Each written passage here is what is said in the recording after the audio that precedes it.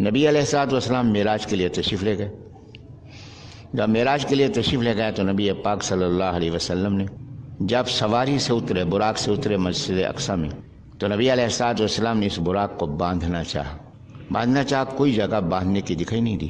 نبی علیہ السلام کی اس کیفیت کو دیکھ کر جبرائیل السلام نے انگلی سے چٹان میں سوراخ کیا۔ نبی علیہ السلام نے اس سوراخ کے ساتھ اس جانور کو باندھ دیا۔ اب اس کے اندر جو حکمتیں ہیں، بے شمار حکمتیں ہیں، حضرت کے ہر کام میں حکمت۔ دو حکمتیں پوری طرح سے ظاہر ہو گئیں، واضح ہو گئیں۔ کتنی حکمتیں ہیں؟ یہ اللہ کے لیے، لیکن دو حکمتیں واضح ہوئیں۔ ایک حکمت واضح ہوئی کہ نبی علیہ السلام نے اس بات کی تعلیم فرمائی کہ دیکھو کہ بھروسہ احتیاطی تدابیر چھوڑنے کو نہیں کہتے، بھروسہ ہے کہ اپنی طرف سے احتیاطی تدبیر اختیار کریں، پھر اللہ پر بھروسہ کریں۔ اپنی جوتی اٹھا کر صحیح جگہ پہ رکھیں، پھر اللہ پہ بھروسہ کریں۔ یہ نہیں جوتی پھینک دی کہ اللہ میری جوتی کی حفاظت کرے گا، ایسا نہیں، بلکہ حفاظتی تدابیر۔ دکان کھلی چھوڑ دی، تالا لگانے کی ضرورت نہیں، چیزیں آگے پڑی ہوئی ہیں، اور کہا جی میں نے اللہ پہ بھروسہ، اس کو بھروسہ نہیں کہتے۔ اپنی طرف سے احتیاطی تدابیر اختیار کریں، تالا لگائیں، لیکن بھروسہ تالے پہ نہ کریں، بھروسہ اللہ پر کریں۔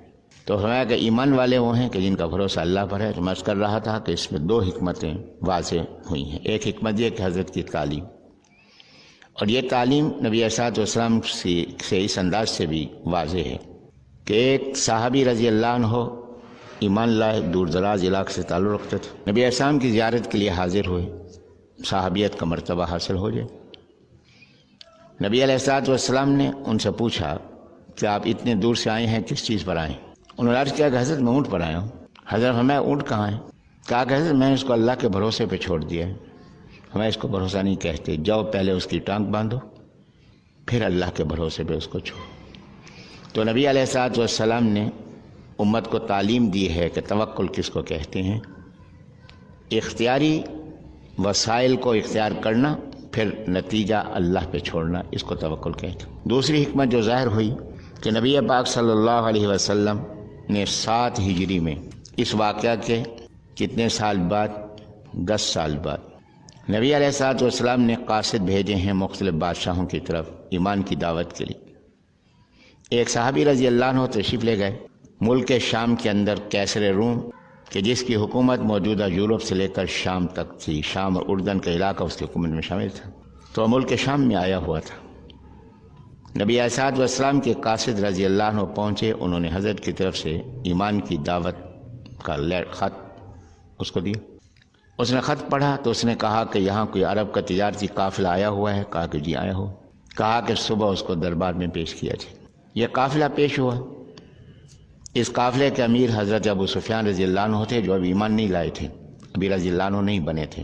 اس وقت تو نبی علیہ السلام کے شدید مخالفوں میں سے تھے۔ تو ابو سفیان رضی اللہ عنہ اس قافلے کے امیر تھے۔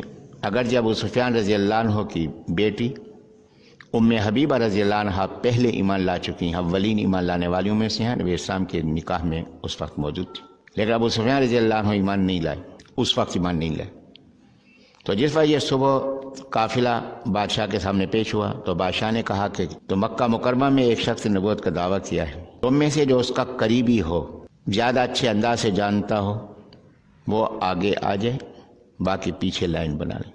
ابو سفیان رضی اللہ عنہ آگے تشریف لائے تو انہوں نے کہا کہ میری اس سے رشتہ داری ہے، قرب ہے، خاندانی لحاظ سے بھی، پھر سسر بھی تھے۔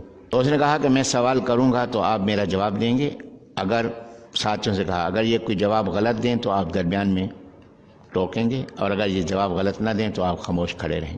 تو کیسر روم نے جو سوالات کیے تو ابو سفیان نے جواب دیتے رہے۔ ان میں ایک بات جو کہی اس نے کہا کہ یہ بتاؤ کہ جس شخص نے نبوت کا دعویٰ کیا ہے یہ تمہارے اسی علاقے سے تعلق رکھتا ہے یا باہر سے آیا ہے؟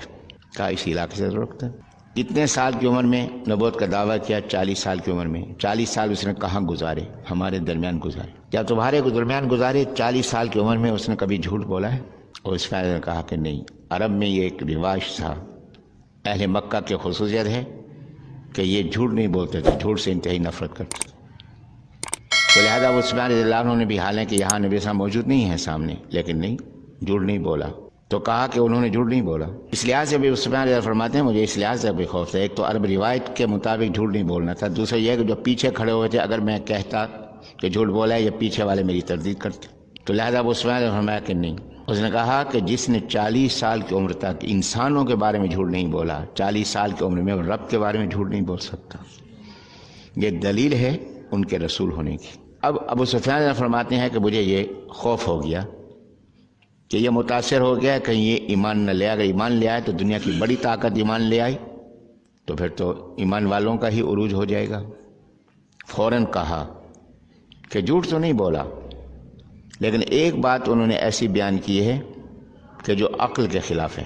تو کیسروم نے کہا کون سی بات؟ کہا کہ انہوں نے کہا کہ میں رات کے مختصر وقت میں مکہ مکرمہ سے بیت المقدس گیا ہوں اور بیت المقدس سے پھر آسمانوں کی طرف گیا ہوں اور پھر وہاں سے واپس آیا ہوں.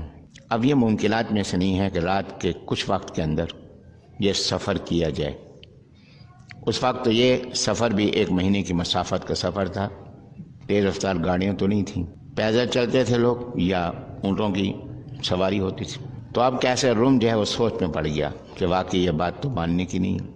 اللہ کا نظام ہے جو میں عرض کر رہا تھا کہ اللہ کے ہر کام میں حکمت ہے. اس کا سب سے بڑا پادری اسقف اعظم کہتے تھے.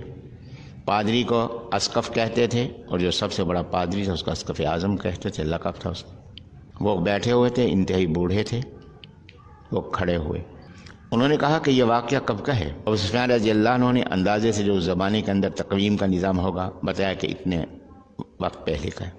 انہوں نے کہا کہ اگر وقت اسی وقت کا واقعہ ہے تو یہ سچ ہے، میں اس کی تصدیق کرتا ہوں. اب کیسے روم حیران ہو کے دیکھنے لگا کہ آپ کیسے اس کی تصدیق کرتے ہیں. کہا کہ اس وقت میں بیت المقدس کا اسقف تھا، وہاں کا پادری تھا. ایک رات کی بات ہے جس رات کا ذکر کر رہے ہیں. اس رات کی بات ہے کہ دروازہ جو بند کرنے والا خادم تھا اس نے آ کے اطلاع دی کہ اس کا دروازہ بند نہیں ہو رہا. میں بذات خود آیا، میں نے آ کے زور لگایا، دروازہ بند نہیں ہوا. میں نے اس وقت بڑھائی کو بلایا، نجار، بڑھائی نجار لکڑی کا کام کرنے والا جو ہمارے مسجد کا لکڑی کا کام کرتا تھا، اس کو میں نے بلایا. میں نے کہا دیکھو دروازہ بند کرو. اس نے زور لگایا. اس نے کہا کہ یہ چھت جو ہے، اس چھت کا جو پتھر ہے اس کا بوجھ اس پہ آ گیا ہے اور یہ بند نہیں ہو سکتا، یہ لمبا کام ہے.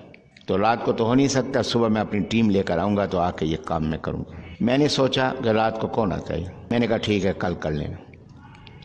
وہ چلا گیا. رات گزر گئی. جب فجر کو میں مسجد اقصی میں داخل ہوا تو میں نے اس کے اندر کی فضا دیکھی. جیسے معلوم ہوتا تھا جیسے اللہ کے کچھ نیک بندے اس جگہ آئے ہیں. اور پھر میں نے جب چٹان کی طرف دیکھا تو اس میں سوراخ تھا جیسے کسی نے اپنا جانور باندھا ہے.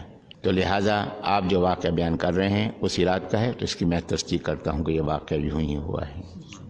اور میں نہ صرف تصدیق کر رہا ہوں بلکہ میں ایمان کا اظہار بھی کر رہا ہوں کہ میں اس رسول پہ ایمان لاتا ہوں.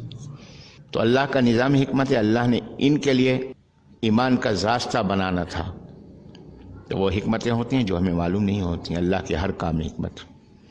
بہرحال وہ ایمان لائے. اسقف اعظم جو اس وقت تھے، چند دنوں کے بعد خود عیسائیوں نے ان کو قتل کر دیا کہ اتنا بڑا عالم ہمارا ہے، یہ عالم ایمان لے آیا تو اب اس کے معنی ہے کہ لوگ دھڑ دھڑ ایمان میں داخل ہوں گے، تو اس کو ختم کر دیا گیا. تو میں یہ بات کر رہا تھا کہ اللہ کے ہر کام میں حکمت ہے. تو اللہ تبارک و تعالیٰ کے جب ہر کام میں حکمت ہے، اور پھر یہ بات کہ نبی علیہ السلام نے توکل کی حقیقت بھی بیان فرمائی. توکل کس کو کہتے ہیں؟ تو یہاں اللہ تعالیٰ نے فرمایا کہ ایمان والے توکل کرتے ہیں اللہ پر. اور توکل اسباب کو چھوڑنے کا نام نہیں، اسباب کو اختیار، شرعی اسباب کو اختیار کر کے پھر اللہ پر بھروسہ کرنے کا نام، اس کو توکل کہتے ہیں.